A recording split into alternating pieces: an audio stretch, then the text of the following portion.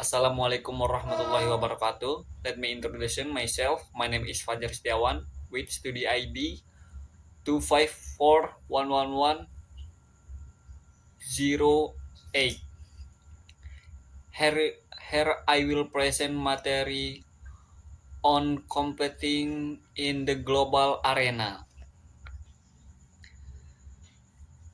Selamat pagi semuanya. Hari ini saya akan memaparkan strategi untuk memenangkan persaingan di pasar global. Saat ini ekspansi internasional bukan lagi sekedar pilihan, melainkan langkah strategi bagi perusahaan yang ingin mencari pertumbuhan baru. Aliran pendapatan tambahan dan ketahanan terhadap penurunan ekonomi lokal. Tantangan utamanya bukan lagi tentang apakah kita harus global, melainkan bagaimana melakukannya secara efektif melalui strategi yang terencana dan riset yang mendalam. Analisis global landscape. Sebelum memasuki pasar baru, kita harus melakukan analisis di lingkungan yang ketat. Hal ini mencakup evaluasi ukuran pasar, pertumbuhan, faktor sosial budaya, hingga regulasi hukum dan analisis kompetitor. Namun penting untuk diingat bahwa hambatan di pasar global bukan hanya soal jarak, fisik, menggunakan kerangka Cheik. Kita harus memahami 4 dimensi jarak yang sering terjadi hambatan bagi pendatang asing.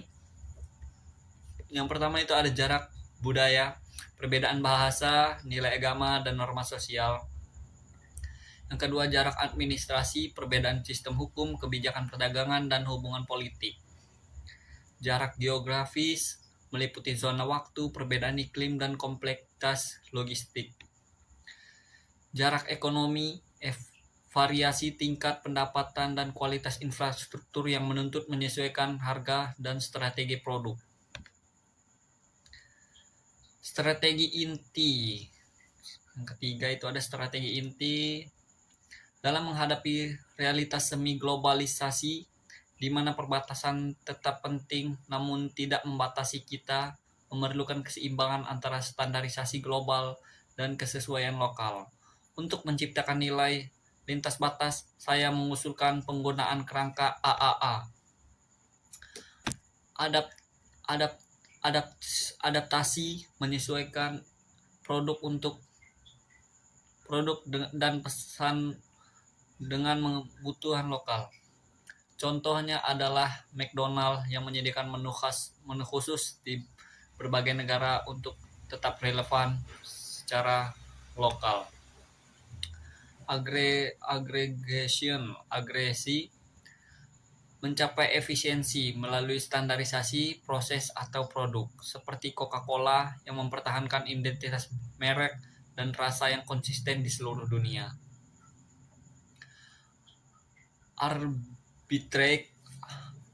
Arbitrase memanfaatkan perbedaan biaya antara negara, misalnya dengan mencari sumber produksi di wilayah terbiayai rendah untuk memaksimalkan margin. 4. Model integrasi dan operasional.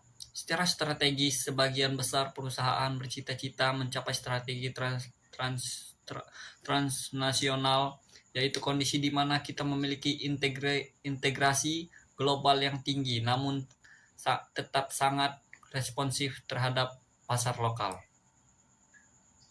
Untuk mengeksekusinya, ada 4 pilar operasional yang harus kita kuasai. Yang pertama itu lokalisasi, memikirkan ulang pengalaman pelanggan melalui lensa lokal, bukan sekedar terjemah bahasa. Yang kedua, distribusi, membangun jaringan mitra dan logistik lokal yang handal. Yang ketiga, promosi, menjaga inti emosional merek dan universal, namun dengan eksekusi kampanye yang beradaptasi secara budaya.